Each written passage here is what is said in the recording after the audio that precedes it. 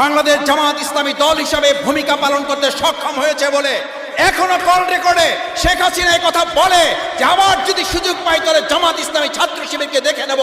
তার মধ্যে বোঝা যায় জামাত ইসলামী ছাত্র শিবির হচ্ছে তাদের সবচেয়ে বড় শত্রু। আজ একটা কল রেকর্ড আপনারা নিশ্চয়ই একজন ওসির সাথে আওয়ামী লীগের কারা শুনেছেন, সেখানে জামাত ইসলামী ছাত্র শিবির ছাড়া তারা কাউকে টার্গেট করে নাই।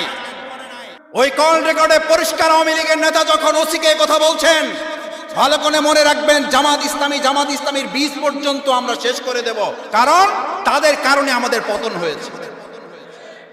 আমার পার্শ্ববর্তী রাষ্ট্র আমাকে 1 নম্বর তালিকায় রেখেছে, তার মানে এদেশের জনগণের প্রিয় বন্ধুত্বের তালিকায় জনগণের সংগঠন হিসাবে জামাত ইসলামী ছাত্র শিবির কাজ করতে সক্ষম হয়েছে।